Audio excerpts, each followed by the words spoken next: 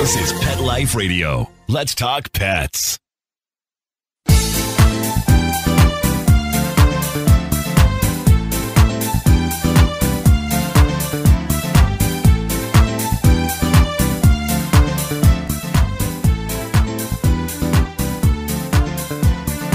So excited to have you on the show and to talk about Zen by Cat and FIP and how you catify. I want you to come when we can all travel again. I want you to come to South Carolina and I want us to video you helping me catify my upstairs. The upstairs belongs to the cats.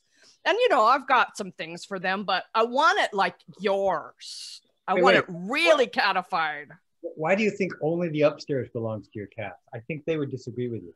Well, I want to catify the downstairs too, but the upstairs, I want to have like cat murals and, you know, this is where I do my show from up here and where I do my training in the back room, where I'm going to put another desk and another computer so we can film from there, you know. Yeah, she dedicated a whole room upstairs to the cats. I'm Linda, by the way, Peter. I'm the one. Linda's my co-host. She's also our executive director, my BFF, and you know, you might as well say she's my partner in the company, even though I own it. Yeah. She's vested. Yeah. She made this whole room up that was the cat room, and she's like, "Why are they all down here? Give me a break. I have a whole room for you." Yeah, they're all downstairs. I have 20 cats. Okay, all but the 2 new ones come downstairs because that's where I am, right? But I really want the upstairs to be like cat heaven. I guess we should talk about this on the air. Yeah, we should. Yeah, I'd kind of like to take the first 15 minutes before the break and talk to him about his house, the cats. I mean, I fully intend on my intro saying I'm excited to find someone who finally has more cats than Rita does. So that's definitely in my intro. But then the last 15 minutes, I'd like to dedicate I accidentally launched iTunes completely to the Zen by Cat and the fundraising and why we need to help out. That's my goal. Is there anything, Peter, that you really want to talk about or hit on that we should be aware of? Oh, it's too much. So you're going to help me stay focused. We can do 2 shows. Right? We can, yeah. Can do another one later.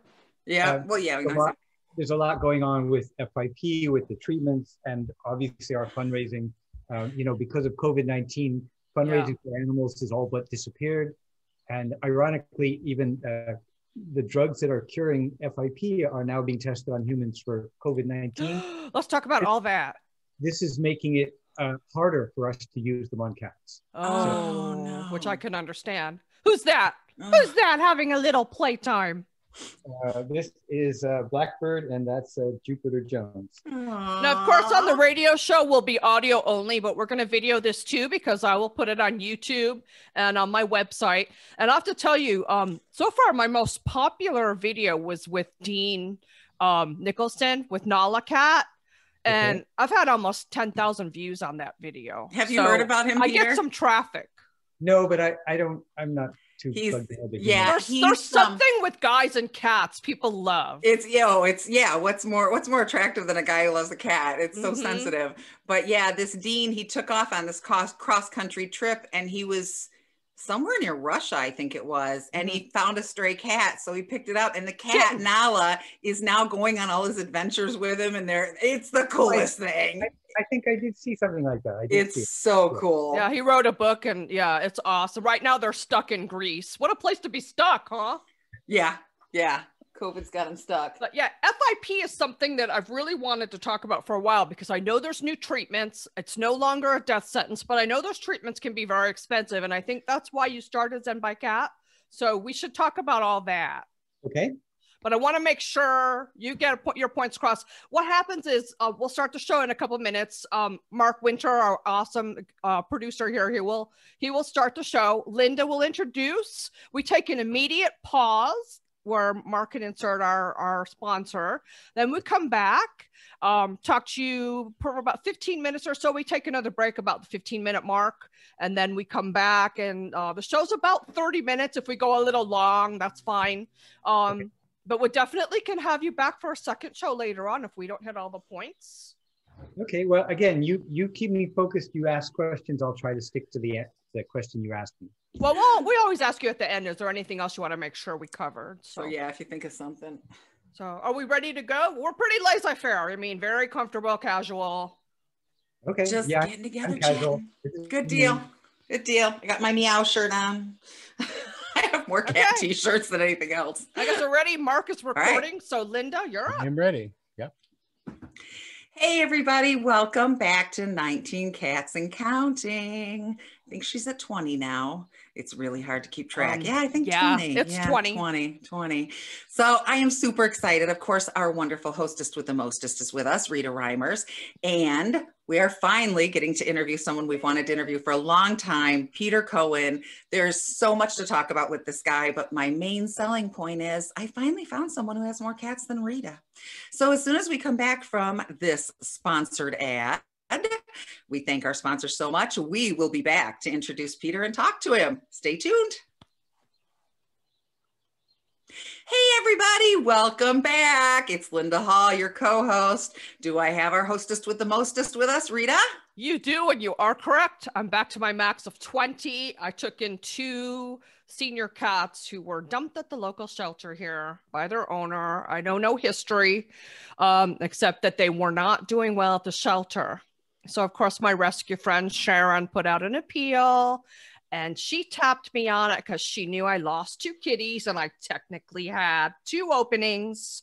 So yeah, they're here. They've been here for about 2 weeks now. The girl, Missy, she actually came in here a minute ago. She's very friendly, but Scooter, they're related, but they're not from the same litter. He's a lot older. I suspect maybe he's her daddy. I don't know, but he's doing well, but he's very focused on eating, drinking, and sleeping. He's made friends with, me too. Me too. He's made friends with my ambassador cat, Simba. They touched noses over the bowl last night, which I was so excited about. And I think Simba's secretly in love with Missy, but Missy, she'll only let him get too close, and then she goes, we're getting there. We're getting there. Yeah. But we have someone on board here today, Peter. Yes. We found somebody who has more cats than me. I love it. Yes. And the initial poll, the way we found out about Peter and then found out there was so much more to him was Rita started sending me pictures she found on the internet of things Peter had done to his home for his cats. I start getting these texts. We have to do this. We have to do this. I love this. So welcome, Peter. Hello. It's good to have you here. So first of all, you have to tell us how many cats you've got and just give us a little background, how you started this community in your home, and you've got to tell us about the things you did to your home that are driving Rita nuts. Sure. I actually grew up with dogs, and when I bought this house 30 years ago, it came with 2 stray indoor-outdoor cats. And I started feeding them, and then one was killed by a car, unfortunately, and the second one was injured. And I adopted 2 little kittens to keep the injured cat company, and I got addicted, hooked to cats. And that was 30 years ago. We now have 26 rescued cats that are indoor. I love it. That's amazing. And as I'm a builder, I started building catwalks for them many, many years ago. And the more catwalks I built, the more cats I could have, because it turns your house into a 3D space. I get it. Yeah. I never intended to have 26. That just happened because it's hard to say no. That is our limit. We don't plan to go beyond 26. I don't pass 20. Yeah, you have to have a limit because at some point you can't give them all the attention that they require. Yes, attention and medical care and time, right? Time to be with them. So, but our limits, it keeps moving.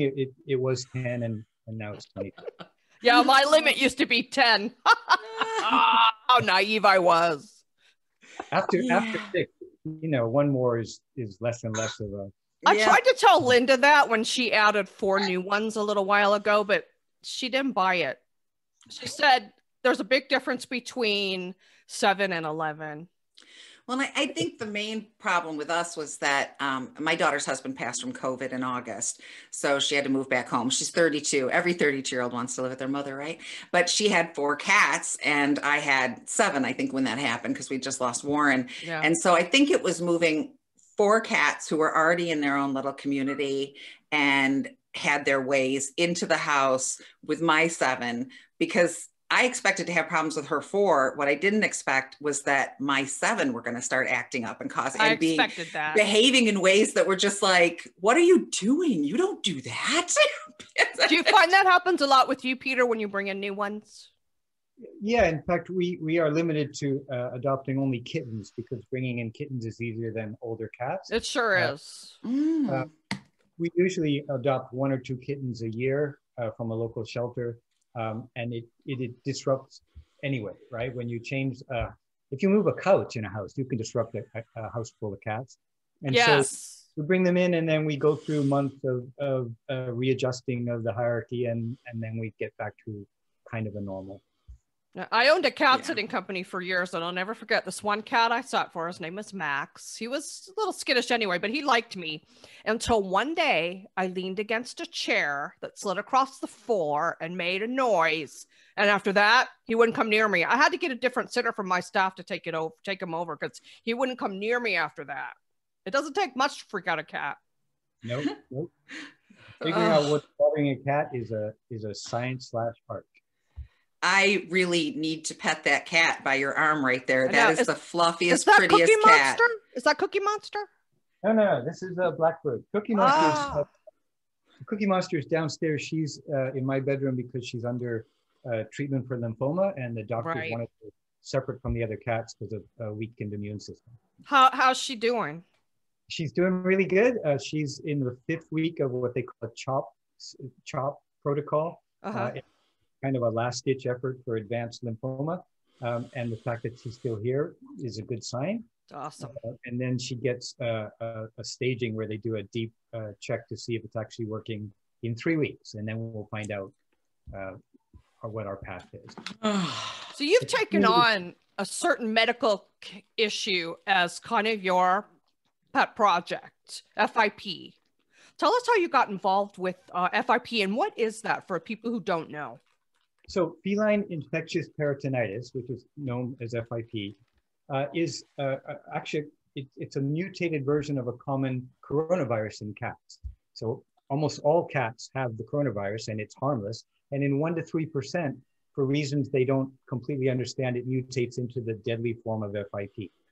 And before 2016, it was always fatal. And in 2016, because of the fame of my cat house, when I had a cat diagnosed with FIP, I was connected with researchers at UC Davis, Dr. Niels Peterson and others, who were using human antiviral drugs to treat FIP, much like they treat HIV in humans.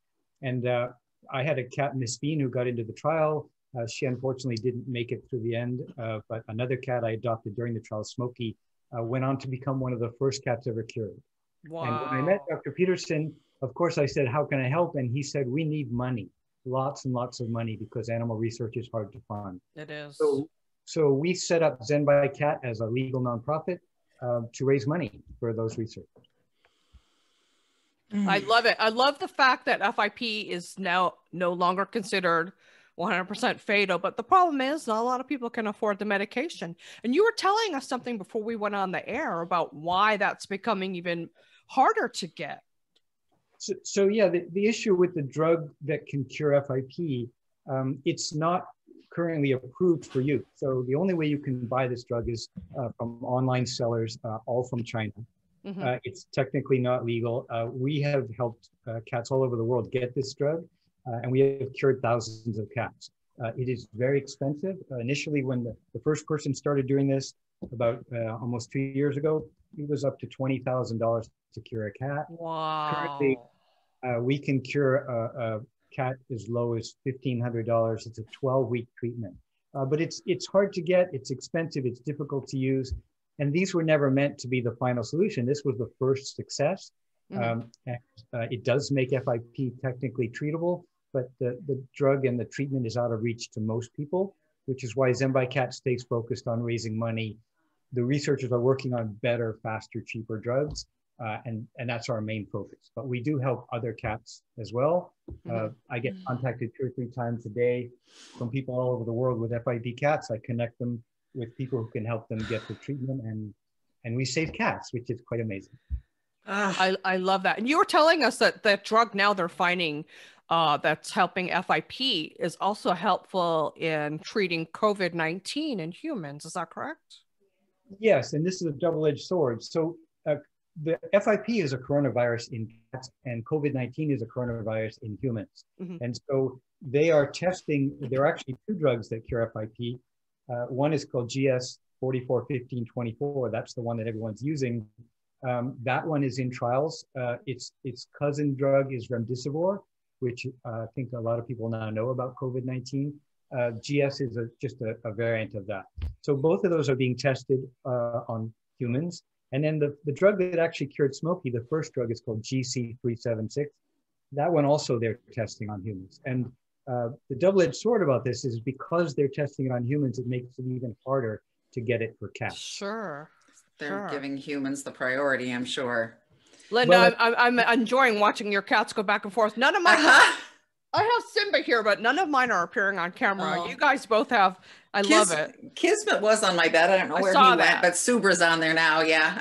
Take turns. They like that fuzzy blanket. The long and the short of it is that as people start maybe demanding the drug more, there's more of a demand for it. Hopefully the price will go down. But right now, since it's being used in the COVID trials, it's probably going to be a long time since before it's widely available and affordable to the general public for cats. Well, and the trouble with GS is the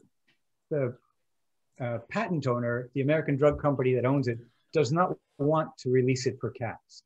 So we don't know if it will ever become available legally for cats. But we are that if it becomes legal for humans, that vets could use it off-label. So that would be a silver line. Well, I remember when FIV was a death sentence for cats, and Linda has a FIV cat. Yeah, I had many years ago in another life, we had this cat that we ended up taking in. He was hanging out outside. Somebody had shot him in the butt with a pellet gun or a BB gun. So we cleaned it up, and my daughter was 2 at the time. She's 32 now, if that tells you how long ago that was. And she named him Boo Boo because he had a boo-boo on his butt. And so finally I'm like, all right, we're taking this stupid cat in. We can't stand this anymore. Well, the cat kept breaking out the screens. We used to joke that he'd just whip out his little claw and go, cut a little square. And because, he smelled some females outside. So we took him in to get him fixed, and I got a call from the vet's office, and they didn't know as much about FIV at the time. And they told me that he had FIV and that it was like AIDS for cats and that there was just no hope and they were going to euthanize him. And I got there and picked him up, and I brought the box out, and they had put him in a garbage sack. I'm like still traumatized over this 30 years later. They'd put him in a garbage sack, and I'm in the car ripping open the sack going, my cat is not garbage, it's boo-boo. It was just, so now look how far FIV has come. I've got Kismet, the orange one who was laying behind me, has FIV, and we kind of got to watch out for his immune system. And when my entire family caught COVID, it was like no one breathe on Kizzy or touch him because we were worried about his respiratory. But yeah, he's fine. There's nothing. He loses teeth, which apparently goes with it. I think he has 4 left. I'm not sure. Yeah. And so yeah, he gets an extra serving of wet food every day that the others don't get. But it's come so far. And then FIP was the same way. It was deadly. And I remember we had a sitter once, and we did some research, and we were like, just don't bring any toys back and forth because the saliva, wash your hands really well, yada, yada. And then that's the last I heard until we fell on you. And I'm like, wait, they can cure this. Oh my gosh, this has come so far. And another thing that people should know is FIP is not contagious. The harmless coronavirus. Oh, well, that's good to know. So if you have a cat that's diagnosed with FIP, you do not need to separate them from your other cats.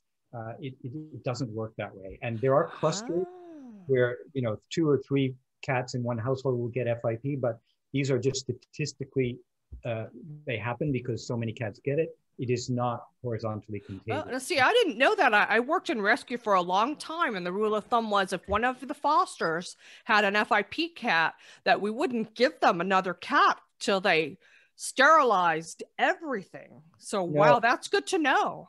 Yeah, and you don't have to throw away beds and sterilize everything. The general rule is you keep your house clean, and you change litter boxes, and you do normal cleaning. That some of the triggers for FIP are stress, so that reduces stress. But there's no reason to bleach your house when you get an FIP. Look at how different I mean, everything we read said they were terribly contagious and, you know, beware. And it reminds me of the old stigma of AIDS back in the day, and nobody would touch them or go near them. And now it's like, please, he could lick you and you'll be fine. I know, right? Yes, it is analogous to the. So how can people help your organization, Peter? So Zen By Cat, again, we're a legal 501c3 nonprofit. And I want to be really clear that the money that comes into Zen By Cat doesn't go to House of Neck or my house. We don't use any money for my cats or my house.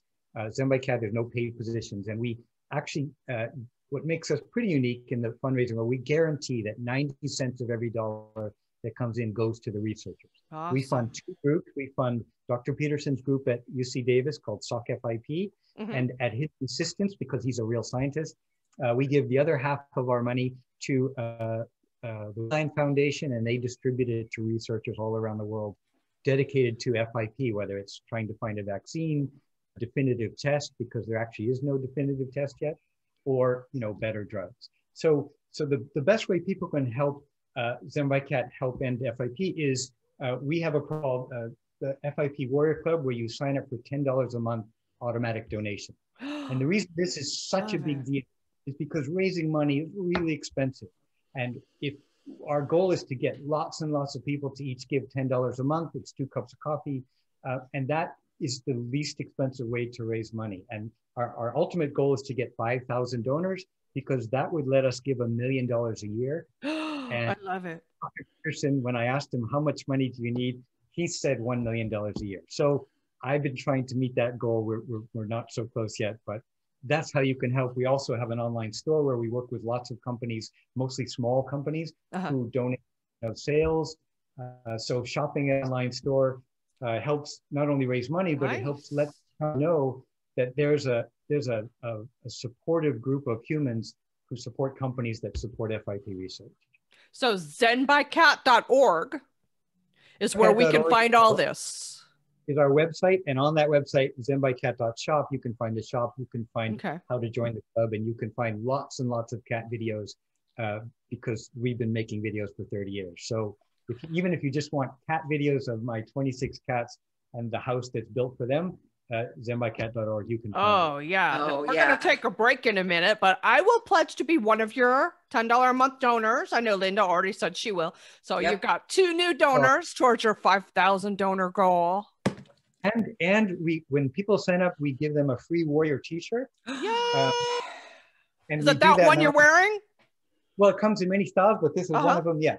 I love it. And it's a good way to raise awareness. So that's Yes. All right, we'll take our break. And when we come back, we'll be back with Rita and Peter, because I have so much more I want to hear. Oh, yeah. We'll be right back after this word from our sponsor. I love your Welcome back. Oh, Rita's making fun of me because I bopped my head during the commercial space. But anyway. you can't see when you're listening to it on the radio, but I will post this video so you can see her. So you can see Linda's head bob. Oh, there's Kismet. See the orange cat behind me? That's my FIP. I think guy Supra's right there. Still there too. Yeah. Oh yeah. Supra lives on my bed all the time. If she's gone, she's pretty protective. I'm waiting to hear right now. She does really well with most cats, as long as they're not vying for my attention. Like, she doesn't like my husband and I, we always like spoon and cuddle, and I'm a cuddler. So we lay spooned, and she will go around and wedge in between us, just work her way until she is smack dab in between just like us. A child. Yes. One day, just to see what she would do, I put my arm around Brian so it covered where her head was. So she just put her paw up and held my arm. And So, Peter, yes. I am absolutely enamored with your house. Did you do all this catification work yourself? So I have a general contracting company. So my carpenters have done this work for me. Oh my gosh. No wonder. It's so perfect. Thank you. And we started this long before I was involved with FIP, just to show people that humans and cats can live together to the benefit of both, that you can make your house cat friendly without giving up everything to the cats. Sure. But I will tell you that Please tell me how to do that. So, and people watch the videos of my house and they ask, how do you keep it so clean? How does everything work so well? And the truth is, you know, we give up a lot. We don't have any carpets. We have just a I'm couple. almost there. I have 2 rooms with carpet left. It needs to go. Though even little rugs, you know, when cats are upset, the first thing they do is pee to let you know that they're upset. So, oh, really? We didn't know that. Oh yeah, we figured that one out. We're kidding. Yeah. So we gave up carpets. We don't have very many.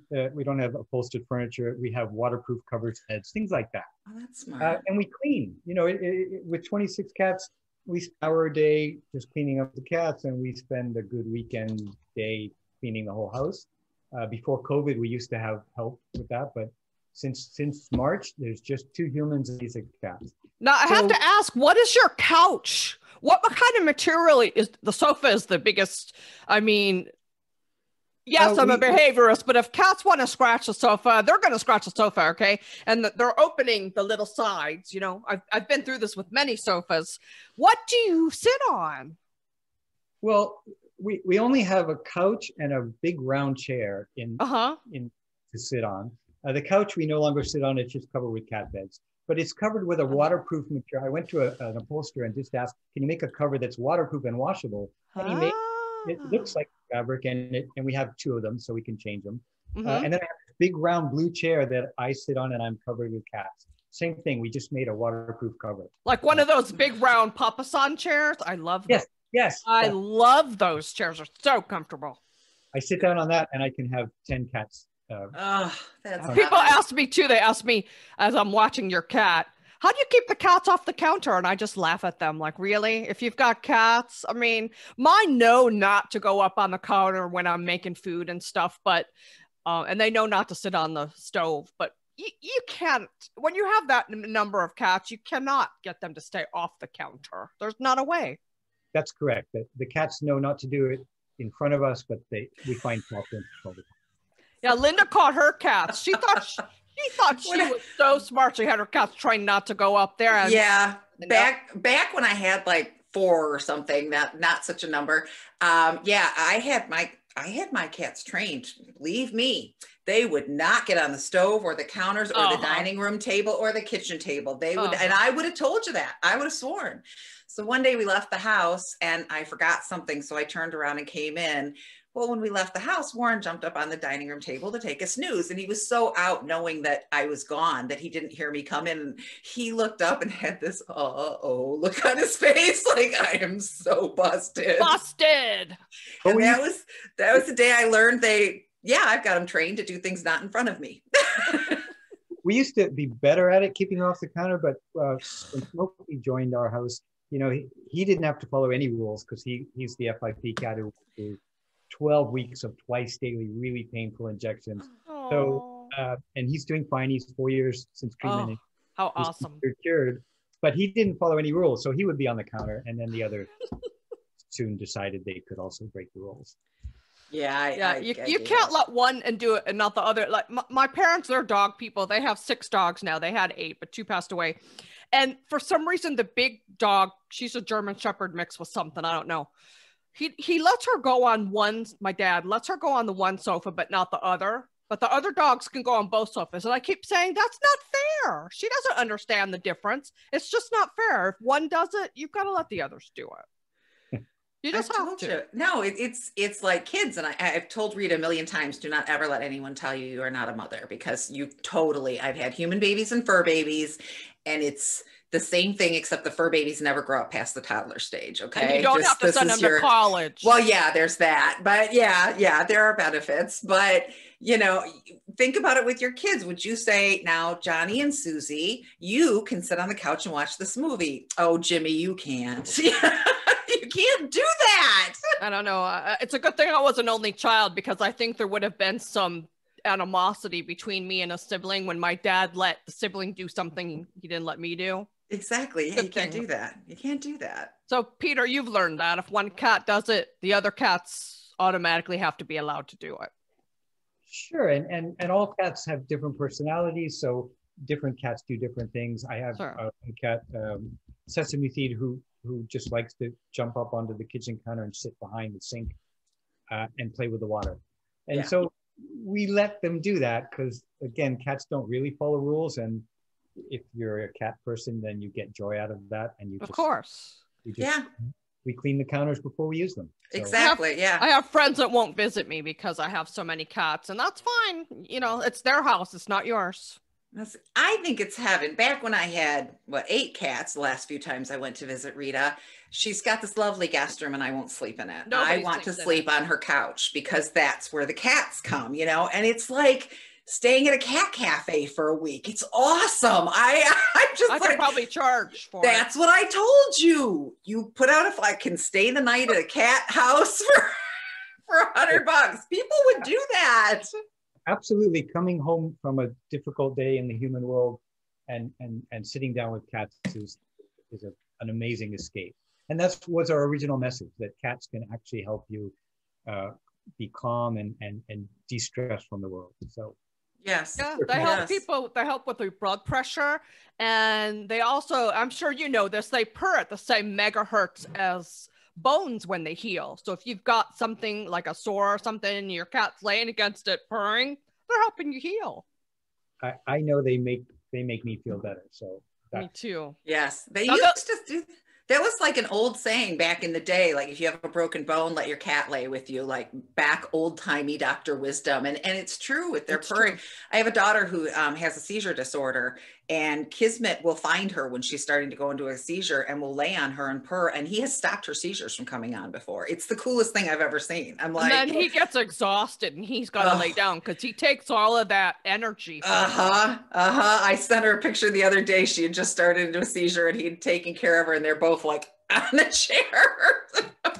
He was wrapped around her neck. The thing about cats is they don't really care what you think or don't think. And my father, who's no longer alive, but when he used to visit, he hated cats. You know, he just didn't like them. And he would sit on the couch and they would cover him. And he would just sit there really uncomfortable as they just laid on him and purred around him. And the cats didn't care. The cats. Yes. So it's a warm lap. Yeah. Well, my husband said he hated cats too, and we weren't allowed to have any. 11 See what happened to that. Yeah. Well, my daughter started volunteering at a rescue and she was under 16. So I had to go with her, and, you know, idiots walking into a rescue. I remember Linda and I, we've known each other for what, like 20 years now, but we weren't really close friends until about 4 years ago. And when Linda first started getting cats, I remember she direct messaged me on Facebook and she was embarrassed to admit she had 4. And I'm like, 4, honey. Wait. At the time, 17. I'm like, 4 is nothing. Well, we kept talking about Subra, and then finally Brian said, all right, one cat. So we go to pick up my one cat, and Jackie's the owner of the shelter's like, rescue is like, you know, they really do better with 2. So, okay, just 2 cats. And then we ran into Jackie somewhere, and Latte had just been returned to the shelter. And she's like, he'd been living in a home and she needs a home. And just 3 cats. And then he decided she needed a buddy. And I don't know what happened after that. But it happened. You turned him into a cat lover. And yes, and I dare you to walk out where his computer is, where he sits at night to work. I dare you to find him without a cat on his lap. So back to your house, Peter, like that cat cubbyhole that's next to you. Did you buy that or did you build that? Did you build all your own pieces? Yeah. Oh, so we build most of them, but no, this one actually is made by one of our biggest supporters. It's Square Paws. And it's Mario, who owns the company. He's an architect in New York, and he makes amazing cat. Yeah, I love that. He did Billy Joel's house. Really? He made a cat tree that looks like a piano. Billy Joel's a cat lover. We got to get him on the show. I love him anyway. He makes amazing cat things. So he made this one. Awesome. We built most of them. We also sell cat kits, catwalks for, you know, simple kits and stuff. But, you know, there are so many incredible systems now you can get online that aren't, they're not a lot of money, and they're modular. And, you know, we started with 3 catwalks. And now I have over 300 linear feet of them. I love your catwalks. I need those. I love them. They're so cool. That tree you've got painted. It's just, listeners need to go, if for no other reason than to check out and see. There's no way to explain these just miles of catwalks all over, connecting rooms. And we need to do a Facebook Live or something with you where you just walk through the house. Yeah, and show us all this stuff. And show although you probably have videos on your website that show all that, don't you? There are lots of videos. We've been fortunate enough to be interviewed and filmed from all over the world, and they are really good videos on there. You can find them on our website. My problem with those kits that you're talking about, Linda knows this. I'm famous for getting things in the mail, packages, boxes. How many cat lady boxes do I have that I haven't opened yet? I get so busy I don't open them.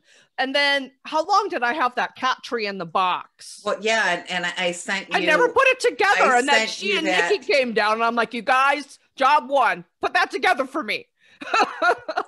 And then I had sent you the cat house, the cardboard cat house with the scratcher. They sell them on Amazon. They're so cool. It looks like a little house. And yeah, my the scratcher's at the bottom and it retains all the shavings. It's amazing. So I sent it to her. So then my son and I came up to visit her last summer. He's 15. And yeah, there it is in the box. So like, Cameron, can you put that together? It was his job to put all this stuff together. And yeah.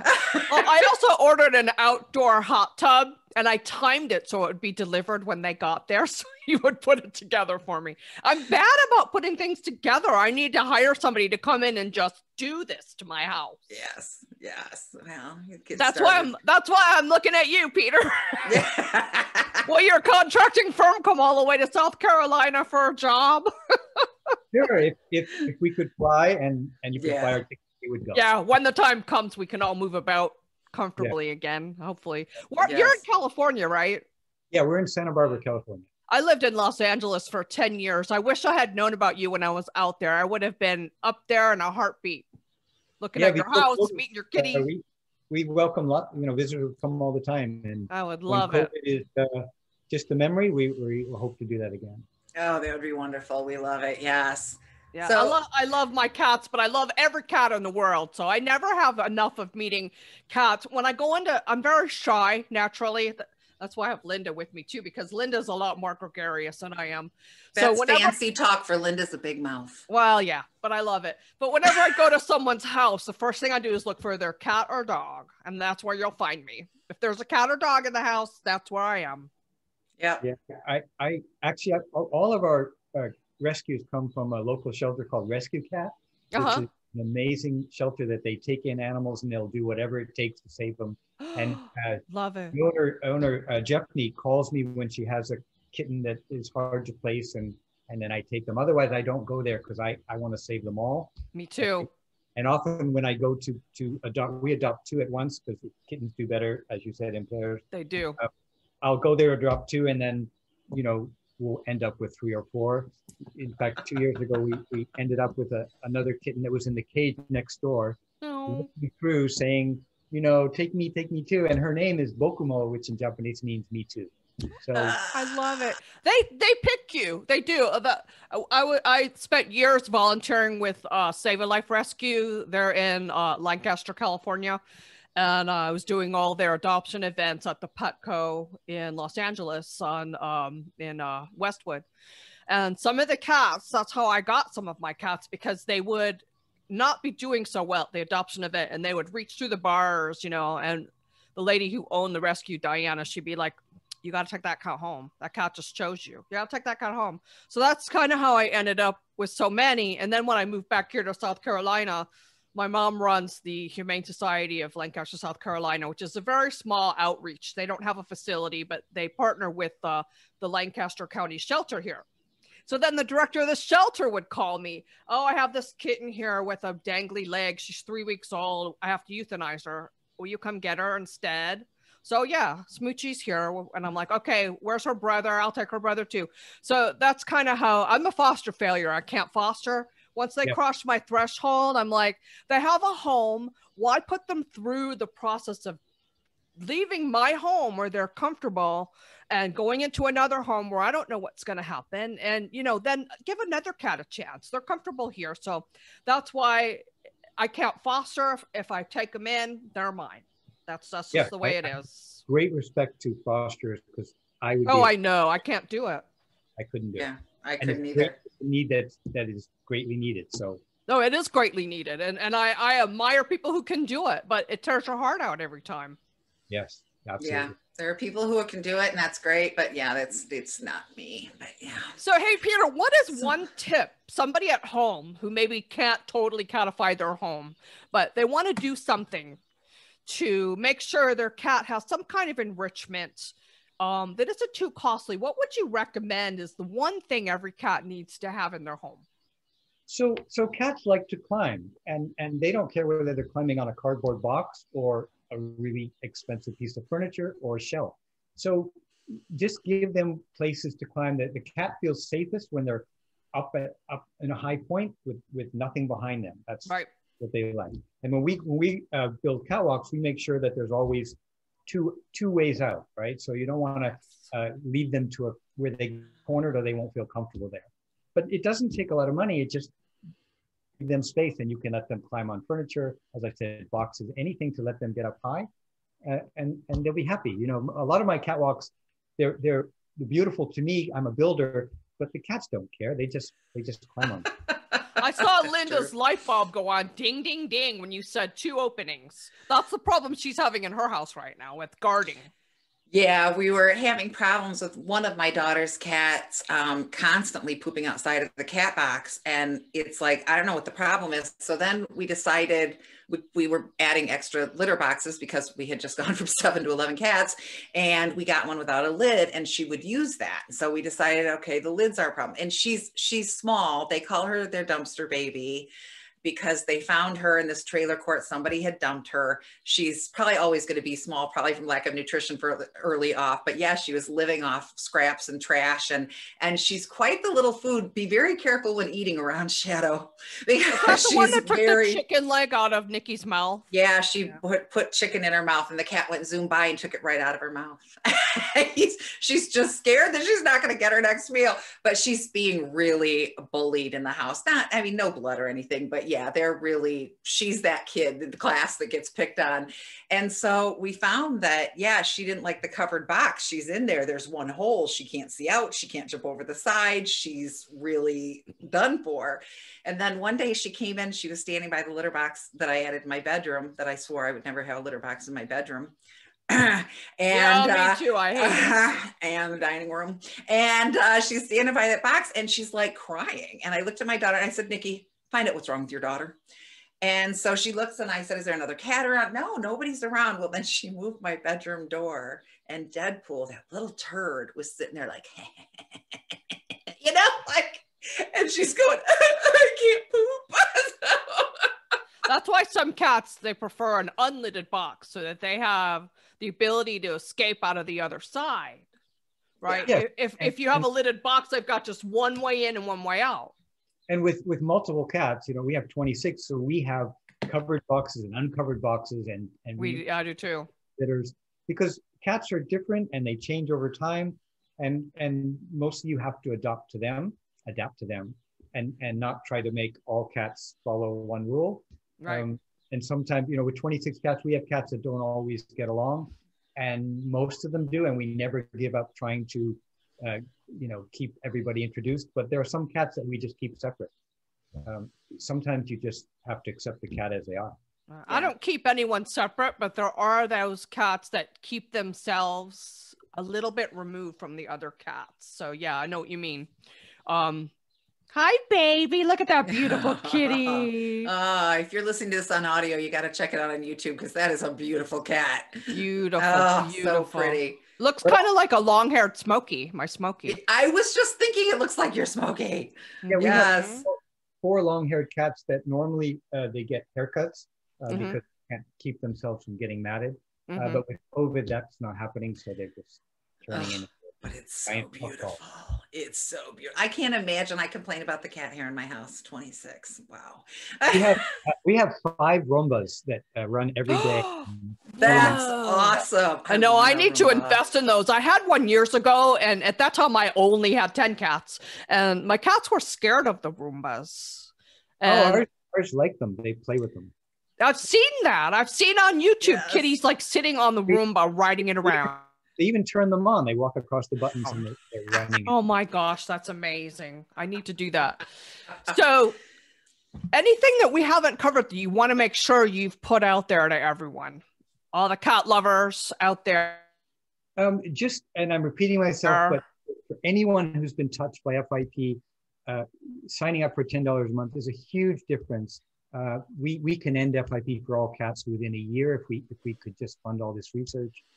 And it's helping human research too. For sure. And then just people who like cats, check out our videos because we're on Instagram, Facebook, all of those. Yeah, look up for Zen By Cat, zenbycat.org. Yes. I'm going to become a member. So is Linda. And I will definitely I usually write a blog to go with my shows. And I will definitely put all the links in my blog and blast it out there. I have a nice little email list too that we email out, our odd contact list. So we email out whenever we release a show. And if you want to learn more about how to catify your house, you froze. That's what I was thinking. She's still frozen. I would just, she's on YouTube with a bunch of videos. Yes, there she is. Okay, you had frozen. You guys were frozen too for a second. Oh, we were talking to each other. My internet connection is unstable, so it's probably time to wrap this puppy up anyway. I also am unstable. These times are tough, and I know any expense is horrible, but seriously, $10 a month. I mean, we've been impacted. Don't Our order that finances are not pizza. what they were, Don't have that latte a couple days. $10 a month, and you get a shirt for $10. Yeah. Well, and you don't know when it's going to affect you. Like, we took Boo Boo in. We certainly didn't know he had FIV. And the more I'm assuming that cat drugs work like people drugs, where so-and-so has the brand, Viagra used to be like $600 a pill, and then they come up with the generics and then they get cheaper. So, us helping that can turn around and help us. We don't know what situation we're going to get into. And actually, that's a good thing. I want to tell anyone with an FIP cat, contact me, and I can, I don't sell drugs, I don't sell them, but I can connect them with groups that can help them at least know their options, because we're not selling. Some people can't afford it, and it's heartbreaking. They find out that they can't afford it and that cat has to be euthanized, but at least we want them to know their options, before they make that hard. And I know what it's like to have a cat that has a disease that's not treatable. My Sadie, I wrote a book called Sadie's Heart about losing my Sadie. She had ventral septal defect, which there's only one at the time. There was only one veterinary surgeon in the world that did operations on VSD. But Sadie's condition was too far gone, but it was 20 grand. And I'll tell you, if he told me she could have had the operation if she was a good candidate, I'd have found a way to raise that money. A lot of people use GoFundMe accounts to help pay for drugs, and it works. And can I say one more thing? Yes, it's not really related, but currently I have a cat being treated for lymphoma, and we go for chemo every week. And I just want to tell everyone that actually animal hospitals and animal veterinarians and techs are just as overwhelmed because of COVID as people. Oh, sure. And there's a lot of crowdedness, and it's hard to get appointments, and they're overworked. So be kind to them. Things aren't going as smoothly as everyone wants, and they are just as stressed as people doctors. Because my vet now, you have to wait in your car, and then they come out and get your pet. Mm-hmm. Well, and it's just when I took the Cookie Monster for her weekly chemo, they had 17 pets for chemo that day, and not even space to your pet was being kept in the pen because they were overwhelmed, and they had no answer. Right? You can't tell a chemo patient come back. It's overwhelmed. So be extra kind to them like you are to people doctors. A whole nother topic, a whole nother show, but there's so much cancer in cats and dogs these days, more than I ever remember. When I was a kid, I don't remember any cats or dogs having it. There's more cancer, there's more diabetes, there's more heart disease and asthma than ever before. I don't know why that is, but it's just astounding to me.